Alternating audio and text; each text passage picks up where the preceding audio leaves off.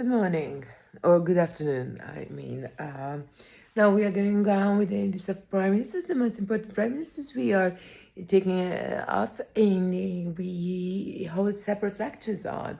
This time it is Winston Churchill. So Winston Churchill, during the World Wars, he was the prime minister. He was also conservative, as you might get accustomed to it. I talk about only conservative prime ministers of Britain. So conservative between 1940 to 45, then 51 to 55. Winston Churchill was a very inspirational statement, writer, orator, leader who led Britain to victory in the Second World War.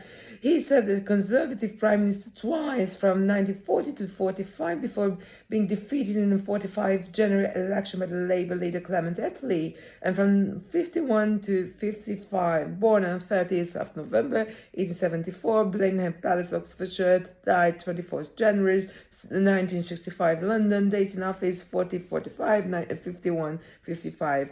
Major acts: Education Act 44 raised the school leavers age to 40, introduction of the 11 plus grade.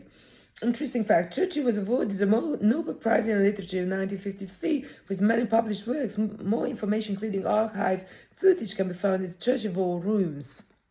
Okay, Mr. Churchill was born on 1st November 1874 in Blenheim Palace, Oxfordshire. Was of rich aristocratic ancestry. Achieving poor grades at school, his early fascination with militarism saw him join the Royal Cavalry in 1895. Soldier and part-time journalist, Churchill traveled widely across Cuba, Afghanistan, Egypt, and also South Africa. Churchill was elected the Conservative MP for Oldham in 1900 before defecting to the Liberal Party in 1904, spending the next decade climbing the ranks of the Liberal government. He was First Lord of the Admiralty. By the time of the disastrous Gallipoli campaign, which he created, heavily criticized for his error, he resigned from his position and travelled to the Western Front to find himself. The interwar years saw Churchill again cross the floor from the Liberals back to the Conservative Party. Served as Chancellor of Exchequer from 1924, when he controversially opted for Britain's rejoin of gold standard.